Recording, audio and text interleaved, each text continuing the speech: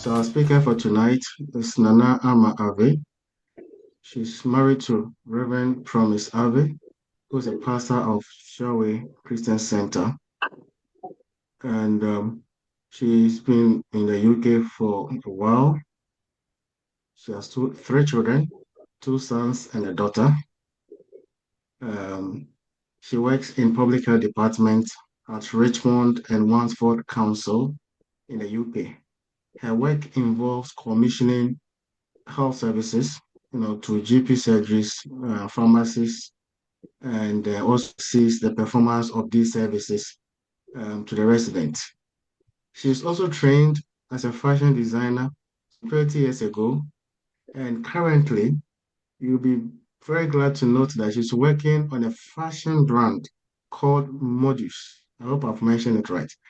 So let's look out for Modus on the market, and all of us, once it's launched, we are going to be patronizing, the fashion from Modus.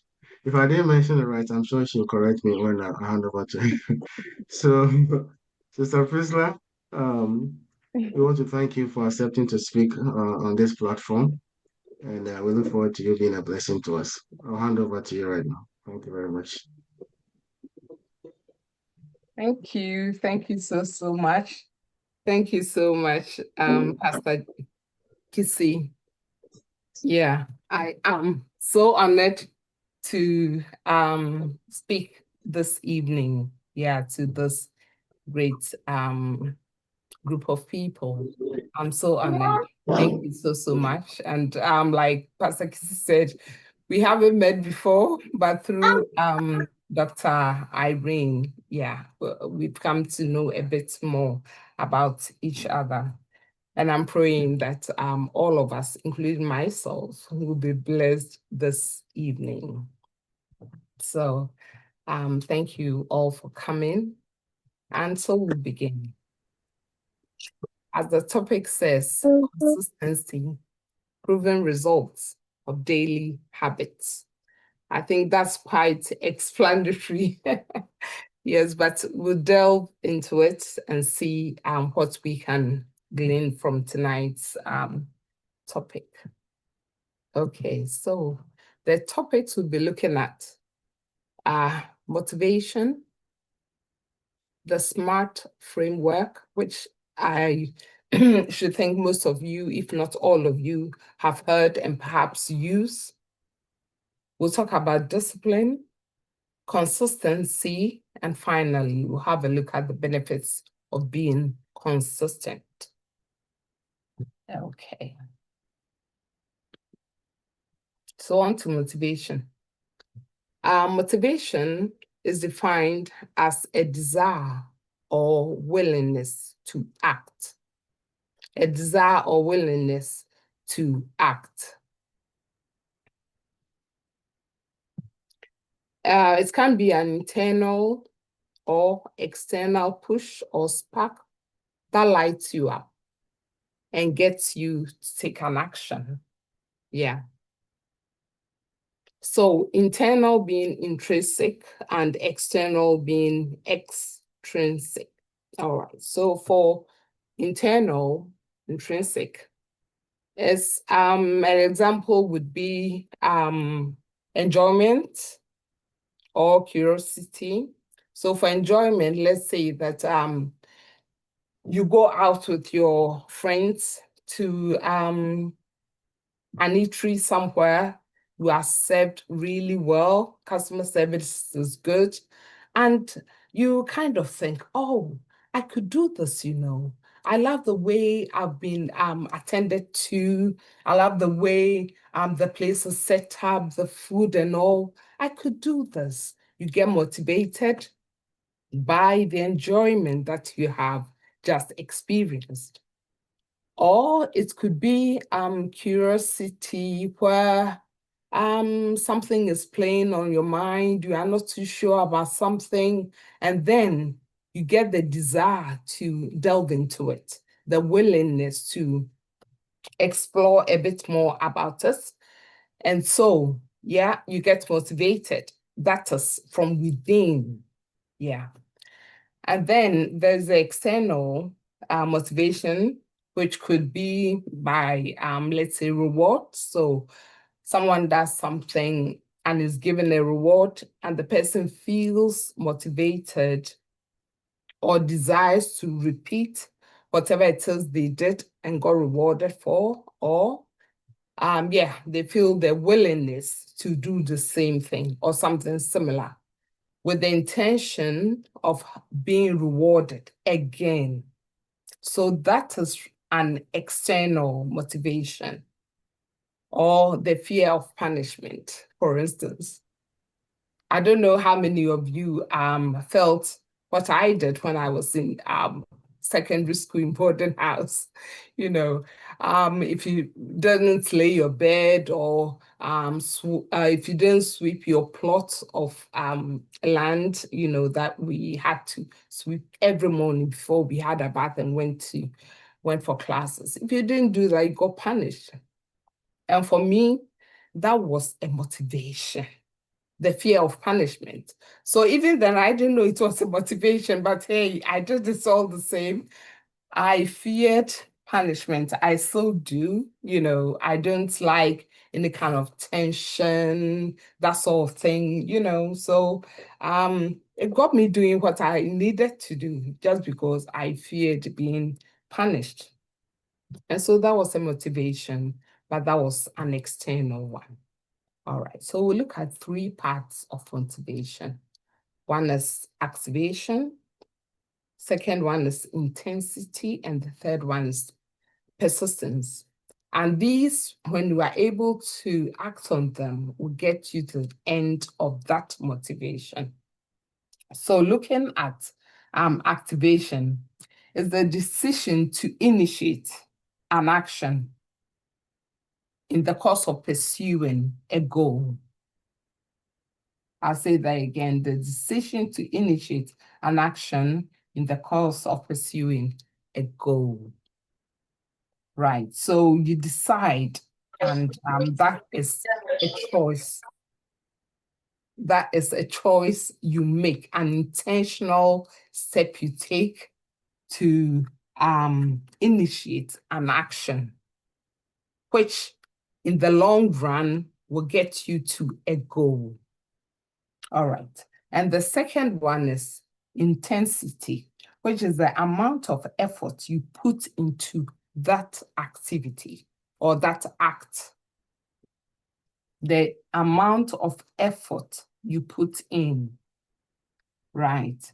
And the third is persistence, which is the duration and consistency of effort you invest in that goal. The duration and consistency of effort you invest in the goal. So let's take 2 people, for instance. One pursuing the same goal, let's say.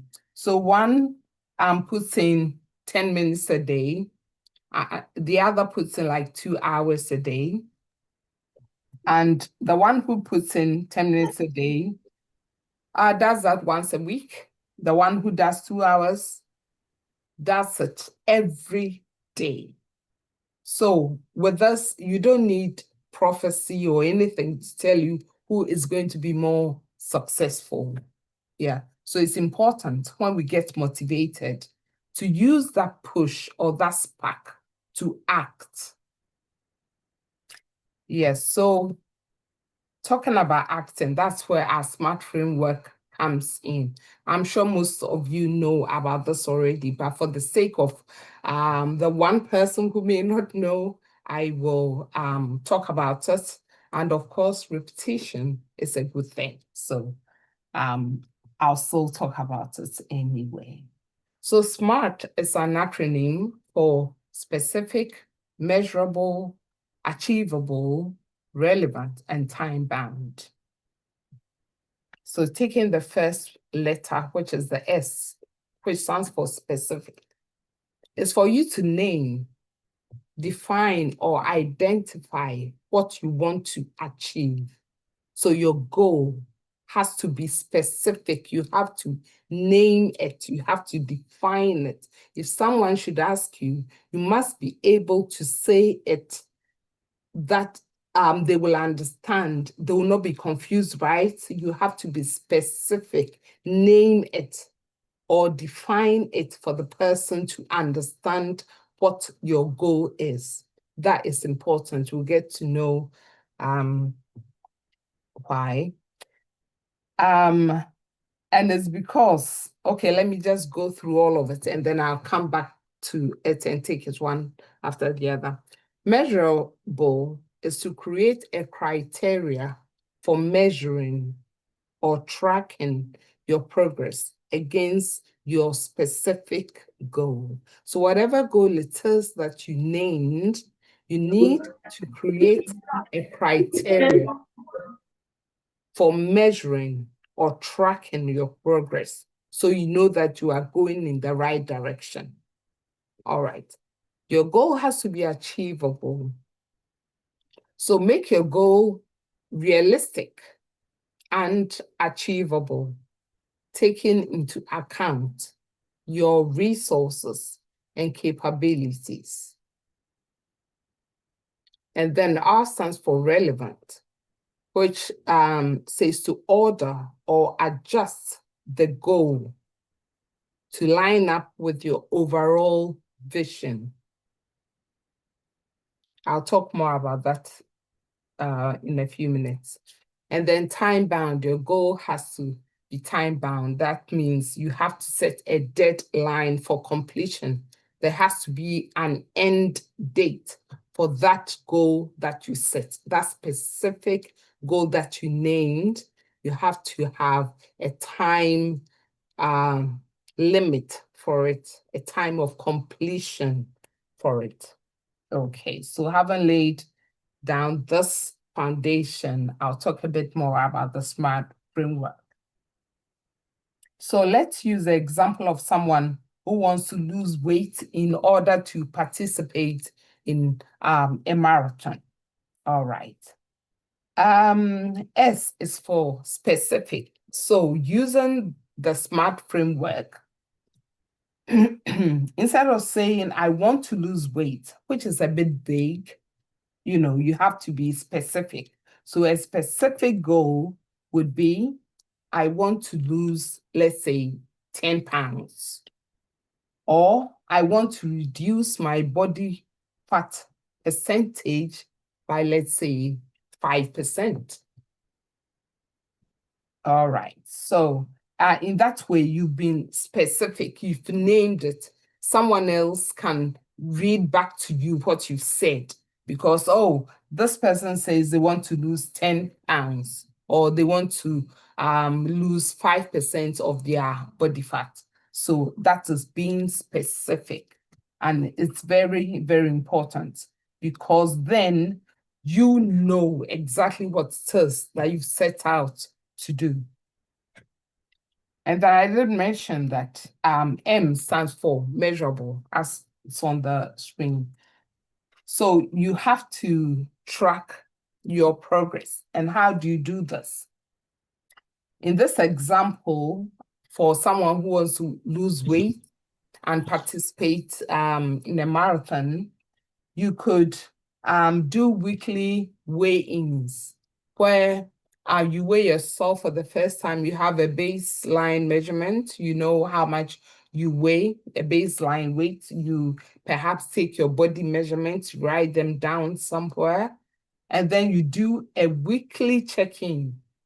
Every week you take your weight and your body measurements. You compare those figures against your baseline, what you measured before you started your exercise. You do that so you can tell, you can track your progress. When you do that and you find out that, instead of losing weight, you are adding on weight, then you have to sit back and then analyze the whole thing, whatever plans it tells you put in place. You need to sit down, analyze, evaluate, be honest with yourself and see how best it is, that you can work something out to put you back in the right direction. You could use food tracking, was it app, or drinking app, not drinking alcohol, water. Drinking water app. I had that once. I did for every 30 minutes, I would have half a glass of water. And I was at work, this thing was just going off. I had to just delete it, But I'm not advising you to go delete your app if you should install one. But I now have other ways of achieving the same goal. So that worked out for me. All right. Okay. So yes, you could have an app like that in order to monitor your water intake, if that's what it is, or your food intake, or if you're monitoring how you are exercising, you could monitor the duration and the intensity. For those who go to the gym, I'm sure they are already doing that, but it's important to know, how to track your progress so you can meet that specific goal you set in the first place. All right. So moving on to A, achievable. Yeah. You have to have a realistic goal. You set a realistic goal because you need to achieve it. So I understand that losing 2 pounds a week is generally considered a healthy and achievable rate for sustainable weight loss, rather than aiming for, let's say, 10 pounds in a week, aiming to lose 10 pounds in a week. That may not be achievable. And you find out that you set yourself up to fail, you set yourself up to be disappointed. And in the end, that motivation that you had in the first place to do something, now that motivation withers away, because you set yourself a task, a goal that is not achievable. Yeah. So then it doesn't work in your favor. It works against you because you give up entirely and not even go on anymore. So it's so important that we set goals that are achievable so we can take the box. That adds to your motivation. That encourages you, it empowers you, it forces you to go on. Not forces you, it's always a choice. But what I mean is it motivates you to go on, even to attain more, because you've attained what you set out to do, because it was realistic. So you've been able to achieve. All right. So moving on to relevant. That's the R in SMART framework. Relevant, we said that is to order or adjust the goal to line up with your overall vision. So let's say, once again, coming back to our example of someone who wants to lose weight in order to run a marathon. Yeah. So we'd ask a question, why is this weight loss important to you? Is it for health reasons, improved fitness, increased energy, or a specific event? In your case, let's say, the example I set out in the first instance, I said the person wants to lose weight in order to run a marathon. So it's for a specific event. Connecting the goal to your personal values and desires increases motivation. So you may not even feel like doing it, but you have that marathon in mind and you say to yourself, you know what, I need to do this. I've set myself this number of minutes to do this exercise. I need to do it because I have an end goal in mind, and that is to be fit enough to run the marathon, to lose weight enough to run the marathon. So it's always important to tie your goal to something relevant. When it's relevant to your overall goal, it helps you keep on track. Now, your goal, the final one, that's T in time, SMART framework. T stands for time bound. Yeah. So you need to set a realistic deadline. Like I said before, you need to set a time of completion. Otherwise, it's going to go on forever. But you have to set a deadline when by that time you can assess your progress. You can see whether you have achieved what you set out to do in the first place or not. Okay, so an example of that would be, I want to lose 10 pounds in 8 weeks, or I want to reach my target by 2 weeks before the marathon. So in this case, you've really been specific. You've given your goal a time, and that is 8 weeks or 2 weeks to your event. You have given a completion date.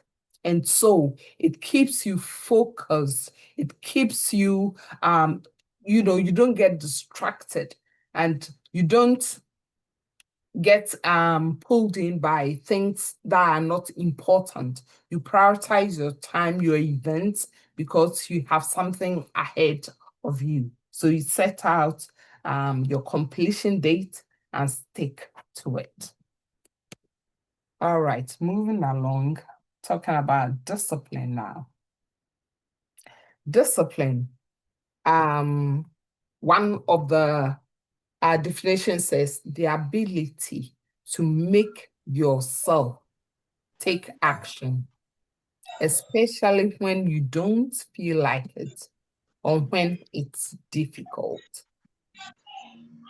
The ability to make yourself take action, especially when you don't feel like it or when it's difficult. Most of the times when the pressure is coming from outside, external, we handle it well. Even if we don't like, we still do it because someone, is breathing down your neck, so you have to do it. What about when you have put a task before you? This is internal. This is something you have decided to do. You need all the discipline in the world to keep you focused, to keep you on point, to keep you doing what you set out to do in the first place. So the discipline is a foundation for establishing consistent habits. Discipline, even when you don't feel like doing it, and yet you choose to do it. So there is that element of choice, and it's very important because just like I said, when it's coming from outside, whether you like it or not, you have to do it. But when it's coming from within, when it's your own thing, how do you treat this? How do you go about this? Do you give up at the sight of the slightest challenge? You decide not to do it because no one is holding you accountable. Is that the case? You need discipline, which will help you establish consistent habits. Discipline is the willpower, self-control, and adherence to rules, standards, or a chosen course of action, even in the face of distractions or lack of motivation. So even when you haven't been motivated, when motivation has just waned away, when you feel deflated, it's discipline that will keep you moving forward. It's discipline that will get you to your desired end. Without discipline, it's going to be like a yo-yo thing. You start today, you end, you start again the next day, you stop. because no one is holding you accountable. But when you are disciplined, then you hold yourself accountable and you decide not to disappoint your own self. So you go ahead and do it, even when there are distractions, because you've decided to do something. You commit to what you've decided to do, and you do it all the same. Okay, so discipline is what gets you started and helps you make tough choices that align with your long-term goals. And discipline prioritizes long-term goals over immediate gratification.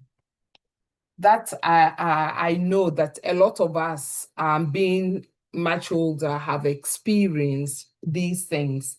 And we are trying to always encourage our young ones, our children, that, you know what, look at the long term. Don't just think of gratifying yourself just yet. Put in a bit more grit, go on for a bit, do this, and look at the long-term, satisfaction that you are going to get. And that will be long-lasting rather than gratifying yourself just now. So it's a discipline that gets you to forfeit that gratification and look at the long-term goals instead. And the last thing I would want to say about discipline is that it makes you show up and do. And in showing up and doing, it doesn't mean that it has to be perfect. And for some of us, that has been the problem. Because we are perfectionists, we won't do it because oh, I'm waiting for the perfect moment. Oh, I'm waiting a little longer. I'm doing this and I'm doing that. I want to make it better. And don't get me wrong, I'm not saying that we should do things anyhow, but then we need to start. We need to get going. Otherwise, we will stay in the same place, polishing whatever it is, and we never move out to do. So once you get motivated, and that's the thing with motivation, when you get motivated and you don't use that feeling that you got, that spark, that push, be it external or internal, you need to use it to start something. And when you get started, it's discipline that will keep you doing it, that will keep you continuing with that, with what you've started. All right, so then we move on to consistency, which is the ability to sustain a specific action over an extended period of time. The ability to sustain a specific action over an extended period of time. That is what consistency is, and that comes by discipline. So consistency is the regular and reliable adherence to a particular course of action or pattern of behavior, regardless of external circumstances or fluctuations. So you decide, you choose to do something, and you discipline yourself to do it over and over and over and over again until you get the desired result that you need. It may not take a day, a week, a month, a year. You could go on for so long, but because you have that goal in mind, that drives you, that gives you that energy you need. But at the end of the day, it boils down to discipline, which comes by you choosing to do. And as you continue, if you don't give up and you continue to do, then you become consistent in it. Consistency also ensures that those habits are maintained and they become part of your routine. And it's important that as you do that, you track your progress to ensure that you stay consistent.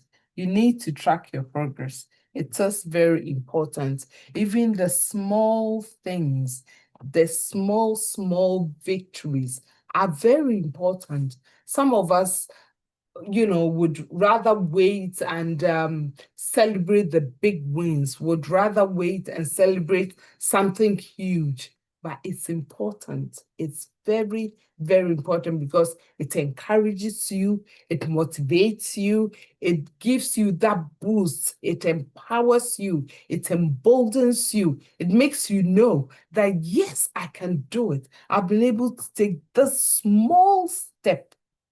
I know that as I discipline myself to do this small step, it will grow. I will progress into something bigger. So just keep at it. So consistency is the fruit, the product, outcome, or result of self-discipline.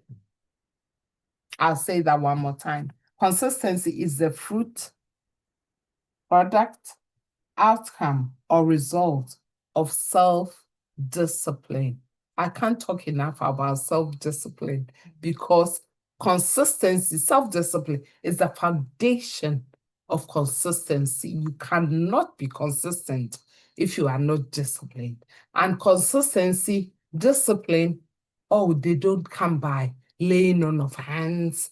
They don't come by somebody prophesying over you. Somebody, they don't come by fasting.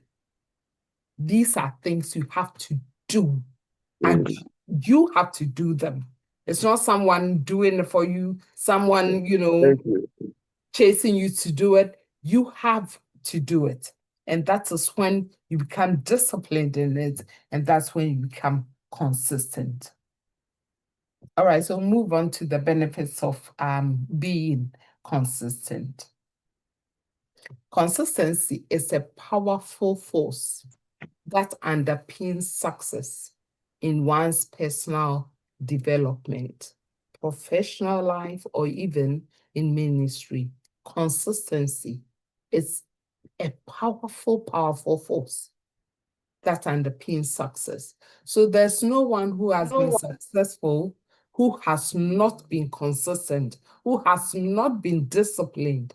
And sometimes that because of discipline, because they have a goal, they can be boring. Like you want to go out and it's like, no, I need to get this done. It's because they have a goal in mind. They have set themselves some time and they need to get to that. So they choose to discipline themselves and be consistent. And that's when success shows up, success follows. Yeah. So I'll talk a little bit about these that I have here. Sorry, go back. Yeah. So habit formation. Consistency is the cornerstone of habit formation. You cannot cultivate a habit without being consistent in that habit. So when small regular actions are repeated, they become ingrained habits that require less conscious effort over time. So as you keep on doing it, as you discipline yourself and keep on doing it, it becomes less of a chore. It becomes, much easier to do over time. Yeah, it becomes much easier to, but when you were starting it, most likely it wasn't easy. And the in-between, that's where the challenge really is. The beginning, yes, you are riding off of motivation, you are doing stuff and all that.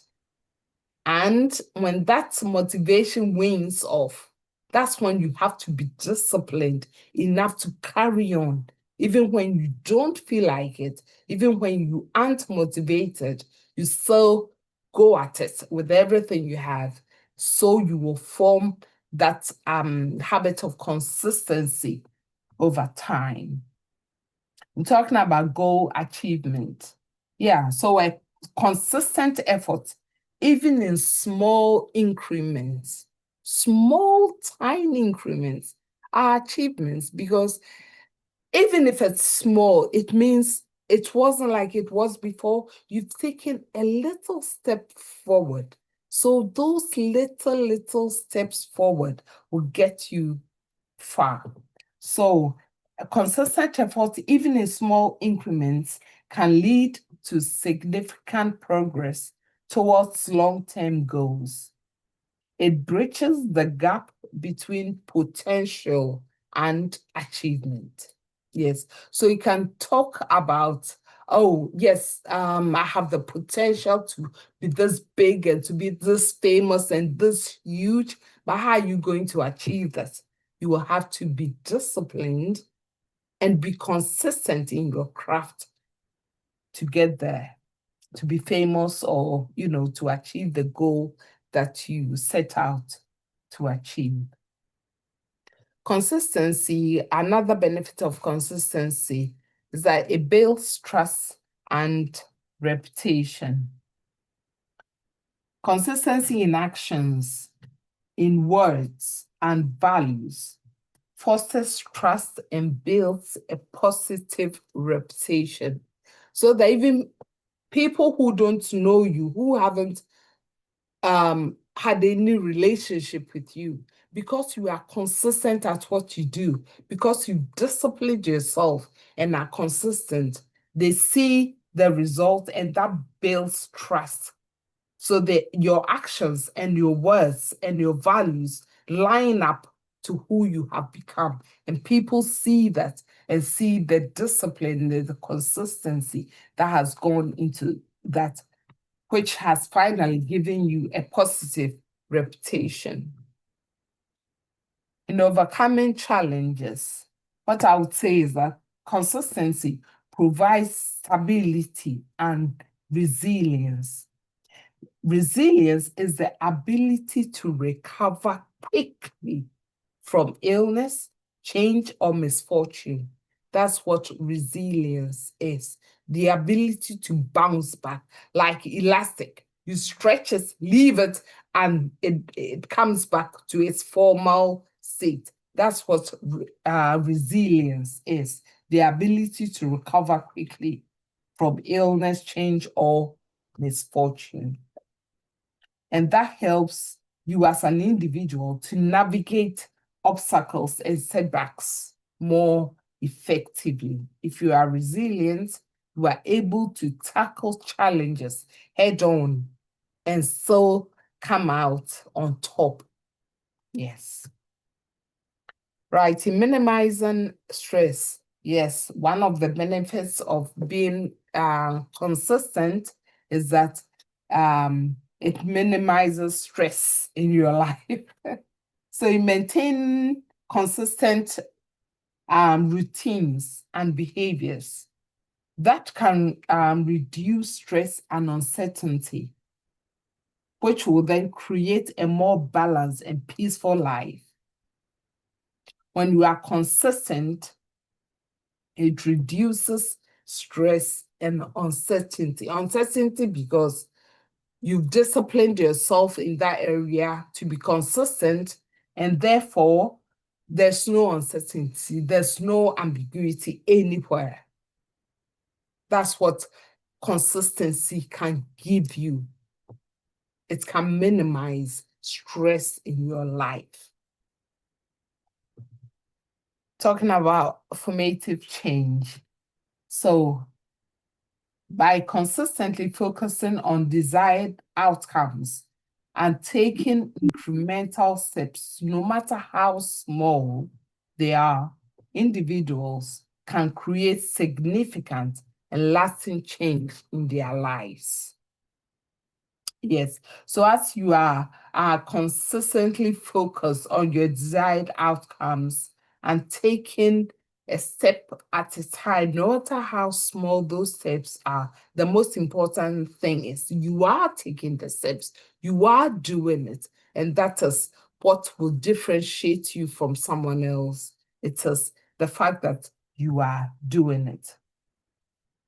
And the last benefit I'll talk about, there are so many of them, but the last one I will talk about is that consistency is beyond talent. It goes way beyond talent. So we are all born with talents. Every one of us has a talent. Those talents we need to recognize, train ourselves in those talents, and dish them out, use them to bless people. And we, of course, will get blessed. But you don't just sit down and because you are gifted, because you are talented, because it's innate, you are born with it. So just sit down and expect life to drop sugar on your tongue. You expect life to just make things easy for you just because you have a talent. It's just not going to happen. You have to work the talent. You have to polish it. So let's say, and I'm sure you've heard this example before, you dig precious stones out of the ground. They are muddy. Someone may not even know it's a precious stone, let's say gold. Someone may not even know it's gold because it's covered in dirt. Now, you have to wash it and then add a value to it. Melt it, whatever term it is that they use, and get the dirt out of it. That's when you've added value to it. So just like us, we have innate talents. It is discipline and the consistency of working on those talents that will bring out the beauty of that talent in us. Without discipline, without consistency, it won't happen. No matter how talented you are, it won't happen. Life will not reward you just for having a talent, but discipline and consistency will reward you with great success. Walt Disney, the founder of Walt Disney, says the way to get started is to quit talking and begin doing. When I first saw this, oh my goodness, I said, this guy has said it all. Says the way to get started is to quit talking and begin doing. We have heard and heard and heard, and perhaps even talking for my own self, I've heard and heard and heard and heard. Now, the way to get started is to quit talking and begin doing. Thank you. I hope you've been blessed. Thank you very much. Wow, wow, wow, wow. We have indeed been blessed. Thank you very, very much, Pastor Priscilla. Thank you so much. It's a very powerful presentation, and you have left us with a lot of food for thought. I believe that from today, we are going to quit talking and we're going to start acting, taking some little steps here and there. Sometimes we are hindered because we think that we should do big things. But actually, when we are prepared to take little steps, by the time you realize you have actually achieved something great. So thank you so much for such an inspirational presentation and for challenging us. Really, really and truly, we cannot achieve anything just sitting down and talking. Thank you so much. God bless you. So at this point, as we normally do, we usually do, we open the floor for contributions and comments and questions. If you have any experiences that you want to also share with us, please feel free. One thing that strikes me is about this question of talent. And as a football fan, even though I don't support Man U, one player that I liked so much because of his attitude was David Beckham. He wasn't super talented, but he was very consistent. I understand that when they go on the training grounds, he would spend, so much time practicing set pieces, and that became something that he was recognized for. And that's a very good example of somebody, looking beyond talent and being consistent in practice. Thank you so much. Right. So if you have any contribution you want to raise your hand, you can use the button on your screen, or you can unmute and begin to make your contribution. Or you have a question, you can also type it in the chat box. Let me see. I think there are a couple. Uh, yeah. Okay. So the floor is now open for questions and contributions. So someone said fantastic challenge, inspired and taking more action. Yes, we need to take more action and stop talking. Right. So once others think through their questions, please you can just raise your hand. Okay, let's see. I think there's a question. Yours. Okay, so there's a contribution here about how you track goals. You say that let me see. You can actually get punished for missing your goal. Let me see. There's punish you for missing a goal. What do you think of these resources, please? Say that for us to track goals, others have a payment system included to punish you for missing a goal. So I think it's talking about in a work context. Okay, that's from Brennan. Okay, it says there are some apps like Stride, Coach Me, ClickUp that help us track goals. Others have a payment system included to punish you for missing a goal. What do you think of these resources, please?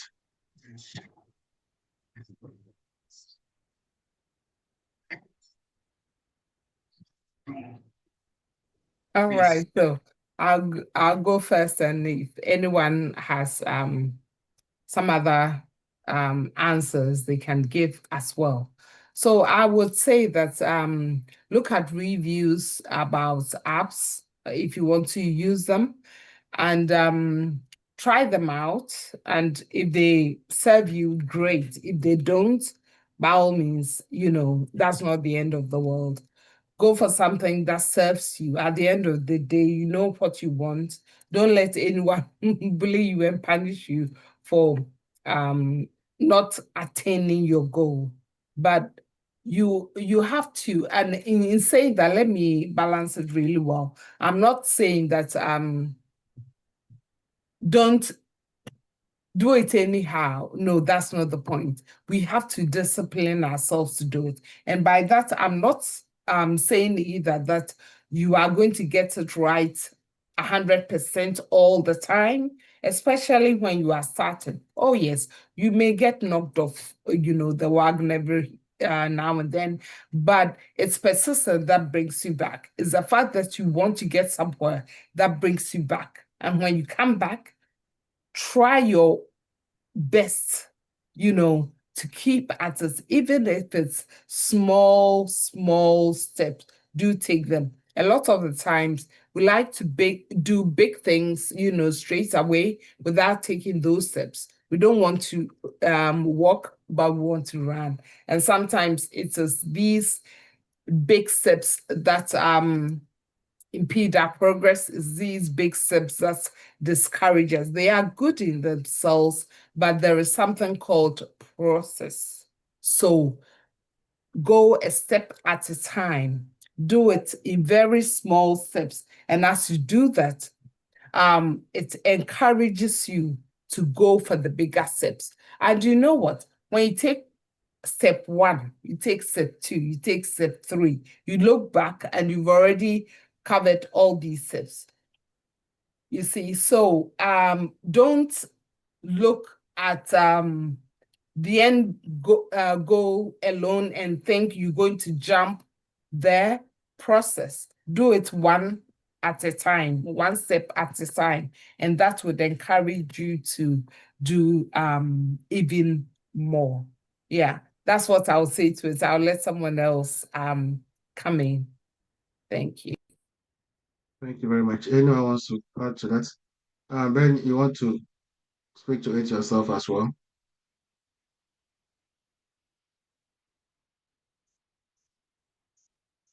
Okay. Um, I think that celebrating the little successes work more than punishing yourself for missing a goal. Because once you achieve something small and the joy and excitement actually urges you on and makes you want to do more and achieve more. So that's my thought on that. Ben, if you want to say anything further, please go feel free. Right, there's a further question here. Someone mentioned the fact that Caroline, you want to say something? No, please. Okay. So someone mentioned the fact that Gen Zs seem to be in a hurry and do not seem to want to invest the time necessary to have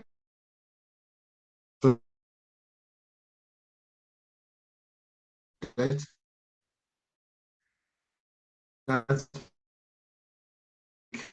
success sustainable. How can we encourage younger people to invest time in reading? And we'll let Sister Krista have the first go. Okay, yes, I think the answer is in your question. You said, how can we encourage young people? The answer is for us to keep encouraging them. That is what I can say, but I would also advise that if there are books that are helpful, you could give those books to them. If there are seminars going that you think will help them, by all means, drag them along, let them go listen. If it's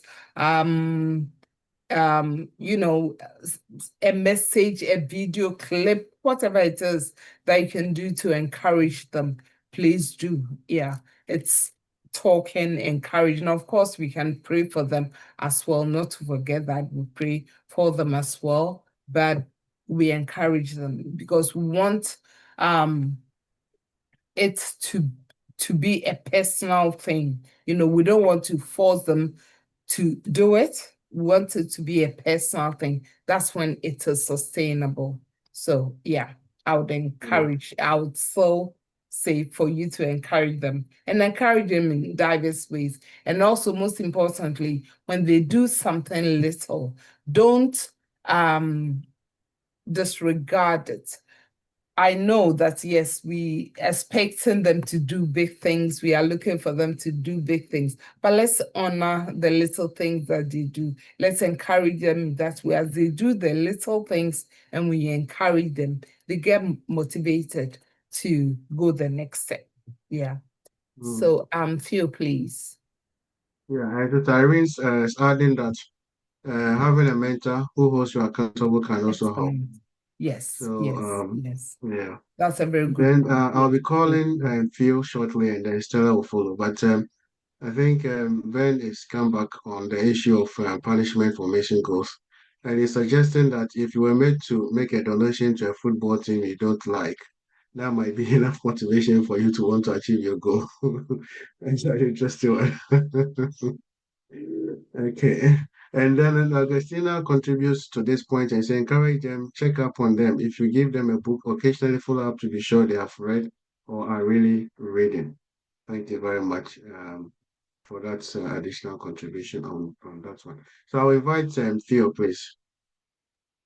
All right. Good evening to you all. And thank you to Madam for such an absolutely fantastic way of presentation.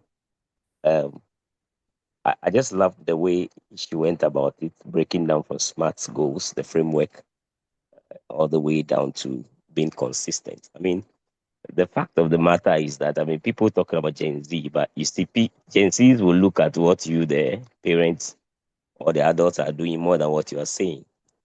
So another way of encouraging the Gen Zs is to ensure that, they are seeing us do what we are asking them to do. That serves, as a better example and motivation than just even encouraging them with words. So it's critical that we set the right examples for them to follow. But I would also say that, sometimes talks like this, could help them as well if they attend seminars and also join in calls like this. they can see the value for themselves. So the talking will be less. So it's good to, get them on board on some of these subjects for them to listen into it. And it should help in, the way we expect them to behave. And I would also say that it's interesting that growing up, we never had opportunity, or I never had opportunity of, having this whole subject of consistency being broken down, in this manner that has been done. I'm so excited, and I can assure you that my level of consistency in things I do has just been activated by this speech. So thank you very much. Thank you. Thank you very much, Mr. Theo. Thank you for that powerful contribution there. Stella, please. Hello. Good evening, everyone, and thank you so much for this session. I have my own question, but me raising my hand was actually to respond to the person who mentioned, talked about the Gen Z and the ChatGPT and all that stuff. So I want to bring a different kind of perspective towards this. I feel like the perspective we should be looking at is not telling them to stop using those apps or using ChatGPT and all that stuff, but instead telling them or like teaching them the best way to use it. Because to be honest, the world is getting, in terms of like developing in terms of AI, they have to use those tools because, for instance, I'll give you an example. There's so many apps that that are outside there that you can use to, I'll give an example like to, for instance, maybe you want to build a website. For instance, you want to build a website. There's so many apps outside there that helps you build this website. That what I'm just trying to say is that instead of telling them not to use those apps, teach them how to use it responsibly. For instance, I use ChatGPT a lot, even at work. I put it in there, okay, I have this idea, how can I go about this? And then it breaks it down. So, oh, you can do it this way. It gives you multiple, instead of having to do all that brain work of thinking of different things. And sometimes it takes you weeks to be able to get an idea correctly. This ChatGPT, this AI stuff, it gives you like, within seconds, you are able to like get different ideas, different options. And just because it's open to different, to data across, different sources, you're able to use it. So I think the thing is not encouraging them to leave ChatGPT or leave AI. They are meant to use it because in the next few years, it's people who can use these tools. It's people who are able to like combine those tools with their own work. So I think the thing is to encourage them how to use it responsibly, teach them how to use it responsibly. Oh, yes, you can use ChatGPT. Oh, yes, you can use things to automate your work, to make things faster. Because I feel like the reasons why they've created all these AI tools is for you to, anything you can like, put into those tools and get a bit of time to yourself to do the important things. So you're now saying you want to tell them not to use that thing, it's going to like take them backwards instead of, putting them at par with their peers. So it's just like, encouraging them, use these tools, but use it very responsibly. Use them, not, don't make the tools do all the work. Instead, use them together, like, for ideation, for anything you need to do, but not like giving the AI like everything that needs to be done, every task that needs to be done. Okay, that's what I wanted to. Thank you. Thank you very much for that perspective. Is that Sister Irene? Yes, please. And I'd like to thank our last speaker for highlighting what I hope was implied in my contribution and my question. So I do agree in the use of ChatGPT to be something we teach young people to do. So I think what I was saying was not the fact that they shouldn't use it.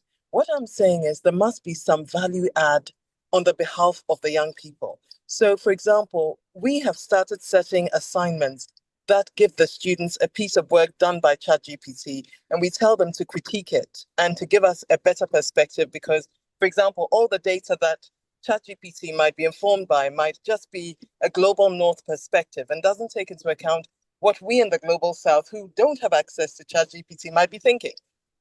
So I really do believe in the use of ChatGPT, but I am finding in some circumstances that a whole assignment is done by ChatGPT, and that's where we have a problem.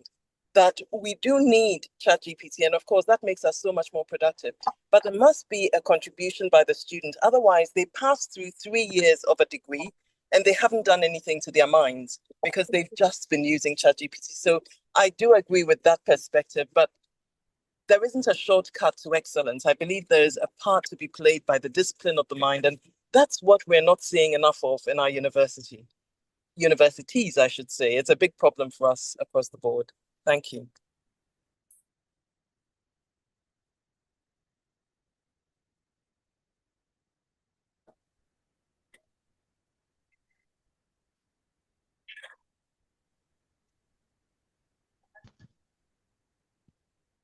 You must have taken a good one. Leave.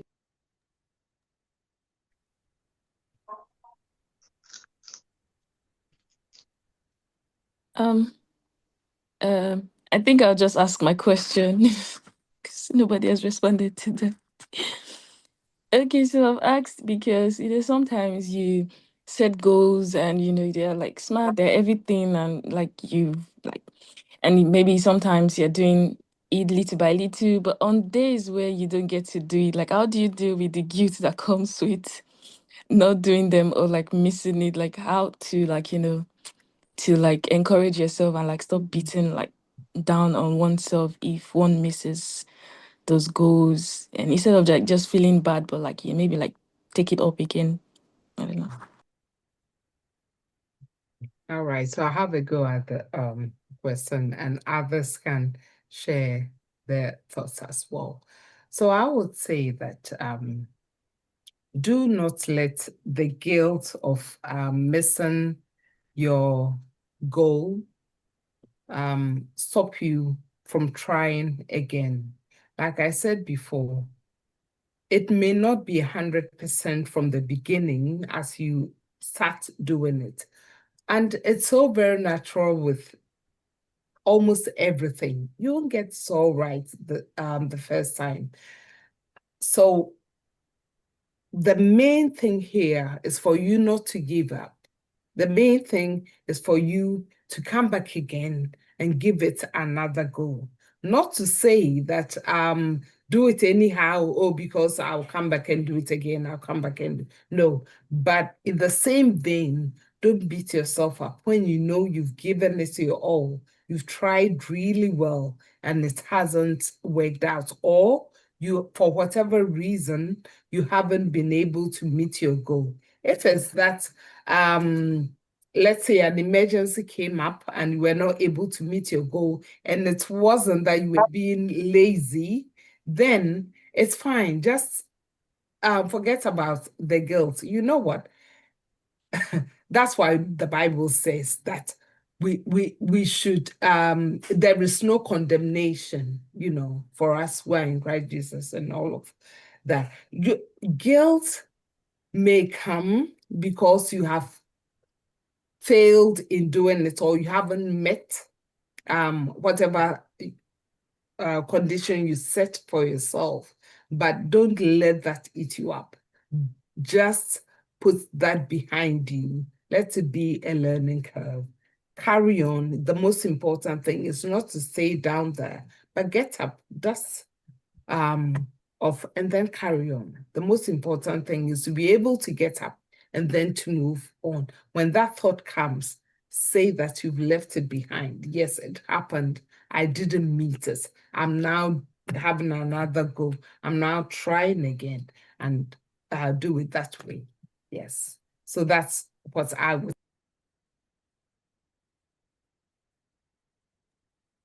Yeah, thank you very much. So don't beat yourself up if you miss a goal. Just move on, and either you go to the next goal or you try again to reach that particular goal that you missed. Yeah, thank you very much for that question and for all the contributions. Any further questions or contribution? Um, the floor is still open.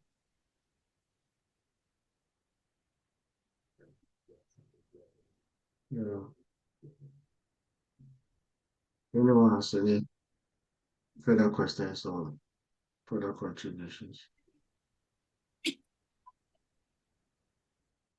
So, in terms of the state of the mind, how does the state of mind influence consistency?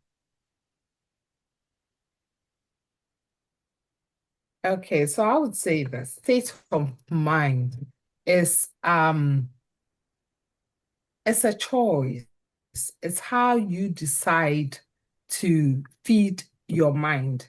It's what you decide to feed your mind with that sets your state of mind. So it's important that you feed your mind, especially when you've got a goal. Feed your mind with things that will help you achieve that goal. That is how you protect your mind, concerning that very goal. Now,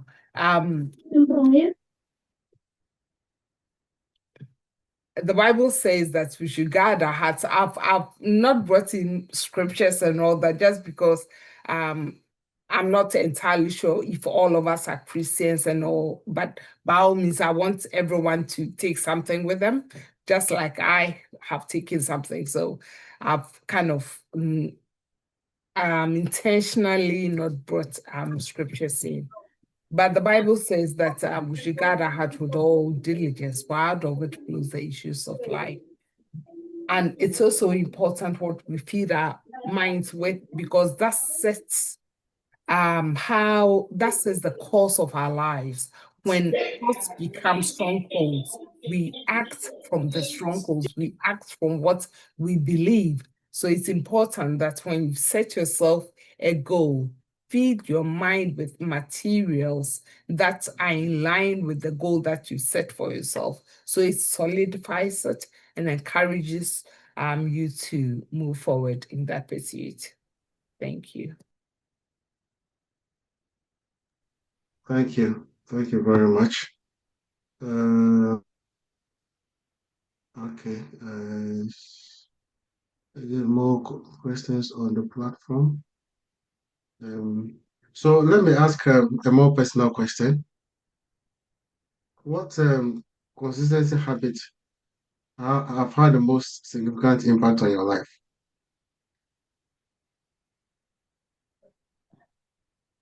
On my own life.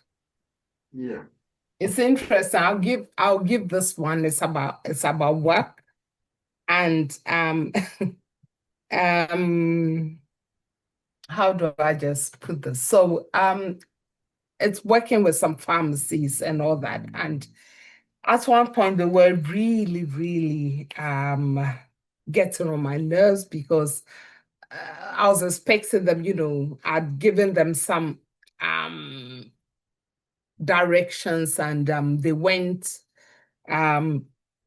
exactly going according to that. And like you said in my intro, we oversee some health contracts to GP surgeries and to pharmacies. And this was becoming a bit of a problem, because when they sell off, some of them, of course, when they sell off pharmacies, they don't come back to tell us that, oh, I've sold my pharmacy, and these are the new owner hasn't come back to tell us that's okay. These are the new bank details or whatever. And you always get to know when you are having to deal with their invoices, and it's like, oh, I haven't been paid and all. And I'm telling you, this had to take me time. I had to sit down and strategize how to deal with this problem, because it really was getting to me. So what I did was to call them up every now and then, and also whenever we are sending stuff out to them, to write it boldly, to ask them to inform us as soon as pharmacies or dispensaries change hands so that we can do our bit as well, so they don't end up, losing and all that. And it took, I had to be deliberate about it because it was kind of, it was kind of stealing my joy in a way, whenever I had to deal with those things. I thought, oh my goodness. So you sold the why couldn't you just let us know about doing it? And I was consistent, devised a plan. I was consistent whenever I was sending our stuff, everyone on the team remind them to let us know. So it was consistent. And now I'm really glad it's gone well, and hardly do we have any such issues. And yeah, so that's one bit I would say. That was really, really tasking from the beginning, but it's paid off, and I'm glad I stuck with it. Fantastic. Thank you very much. So we are wrapping up today's session. Let's see. Okay, Joyce, please. Joyce. Hello, good evening. Hello, good evening. Yeah, this one is Mr. Kwashi. Okay, Mr. my Kwashi. phone was giving me problems, so I used my wife phone. Okay, all right. Yeah, thank you very much. That's a good presentation. And then I shared this also. I sent it to my youth to listen. Madam, you have made it all. I want you to deliberate on this, or if you can say something to the youth. Nowadays, they normally, when they are doing something, they rush. It's like they want it fast.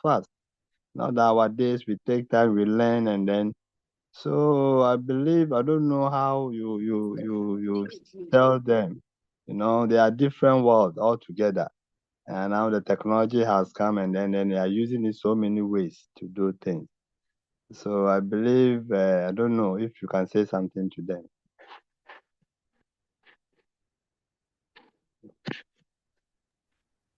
So I think, like Stella said, and Dr. Irene also answered to that, we have to encourage our children. That's their world. That's what it is this time. And if they don't use all of these instant and fast-paced apps and all of those things, social media, all of the lot, if they don't use them, they'll be left behind, because that's how the world is going now.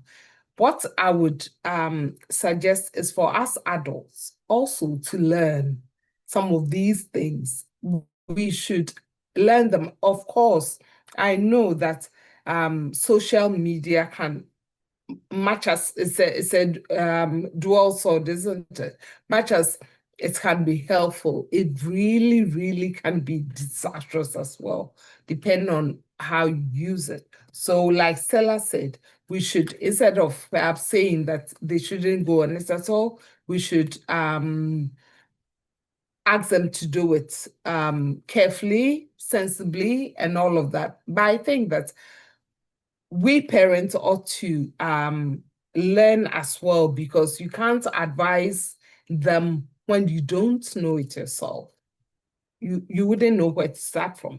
And there are quite a lot of things that are popping up these days, and the world is being digitized, more and more every day, and we need to keep up as well, for ourselves and also for our little ones, our children, all little ones, but for our children as well. So we'll keep up pace and be able to help them when they come up with emotional, problems. Yeah. I don't know if I've answered your question, but it's open to all, so everyone can join us. Yeah, you have done well. Thank you very much. I think you have. The tools are there. They are supposed to make our work more efficient and effective. It's about doing it right. making the use of the tools in the right way. So yeah, I see a contribution on the chat box, which is quite interesting, from Dr. Silvakin. He says, I started doing what I call the power hour, and with consistency, I see a lot of progress made. I do this every day, no phones and other distractions, and I become upset when something crosses my power hour. So I think that's something useful that we can adopt. Because the phone has these days become like a baby. A baby cries and you leave everything and you go for it. Is it possible to set some time aside that it doesn't matter what's on the phone or what's happening to the phone? You just focus on something that you have set your mind to do. So I think that's a very good, something very useful that we can all learn from. Thank you very much, Doc. Ben, please. So we wrap up at 8:30. Ben, please. Mr. Queen.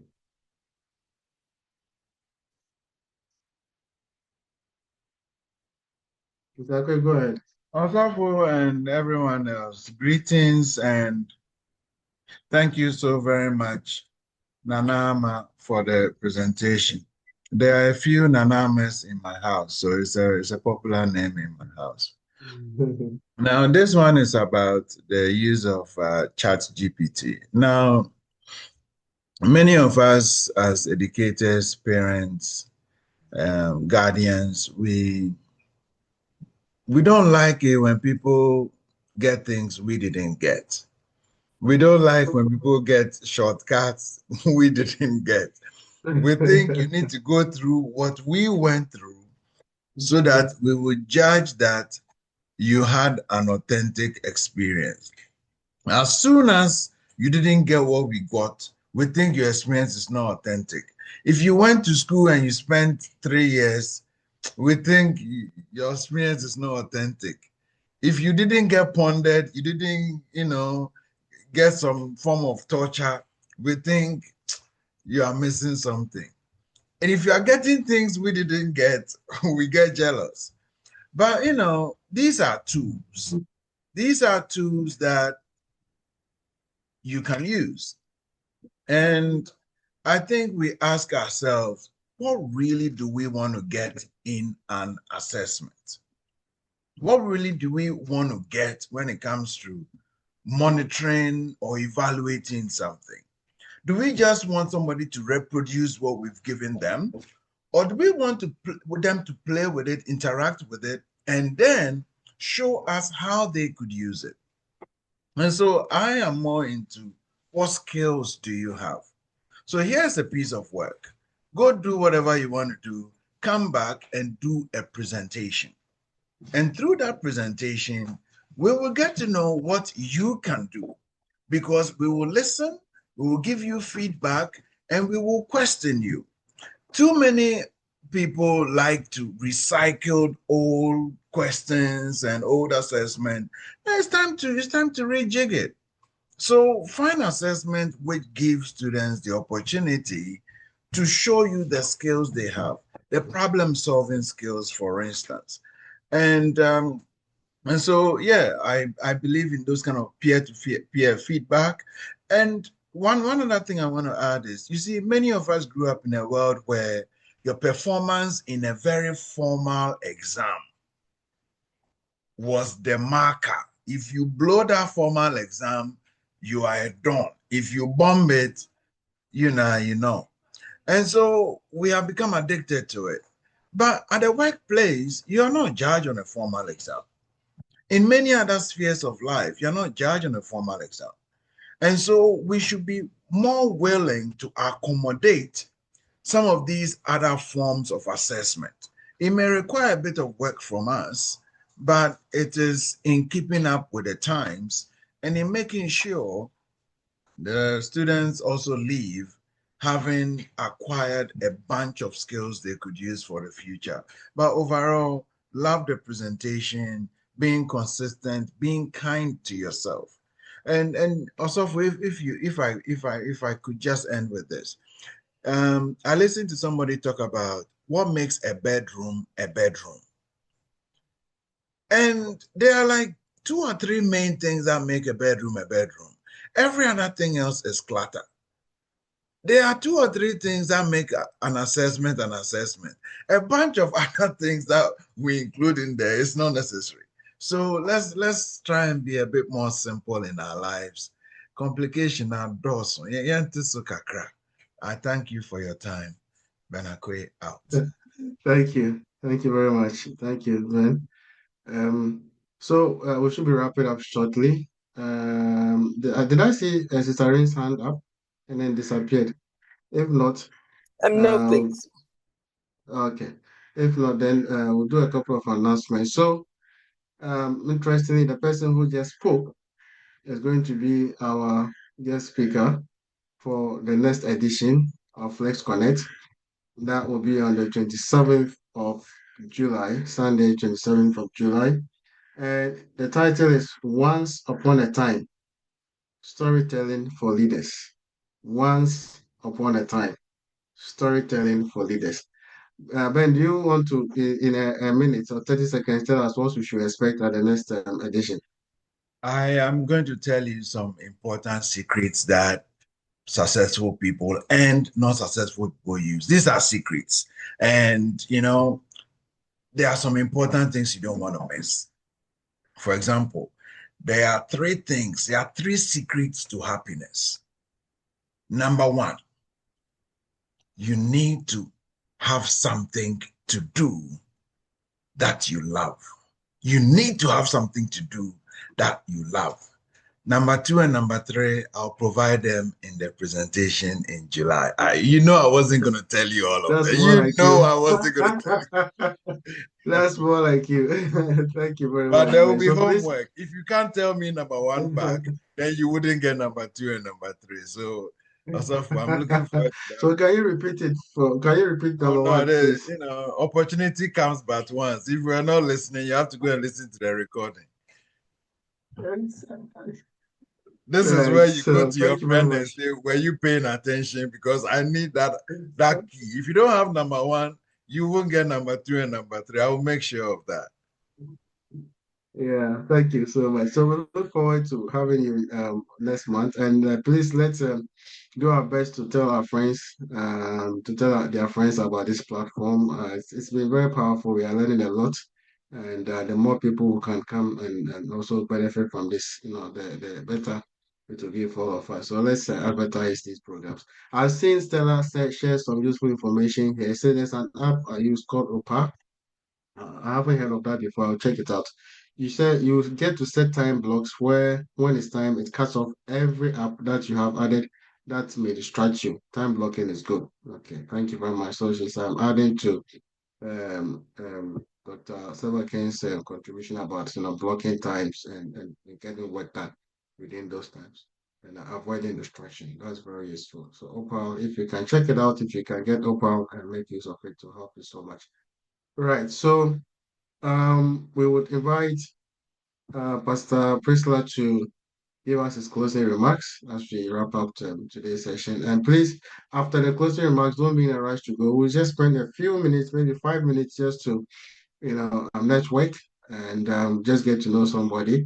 Maybe Pastor Priscilla will tell us a little bit more about the fashion business that she's launching. And so we'll spend a few minutes to have that networking and interaction. So, Pastor Priscilla, once again, thank you so much. We'll invite you to give us your closing remarks. What we should take home with us. Thank you. Yeah, okay. So my take-home message is no matter how talented you are, you need to be disciplined and consistent in order to see great success. No matter how talented you are, you need to be disciplined and consistent to get to the level that you should get to. And that's the take-home message for all of us.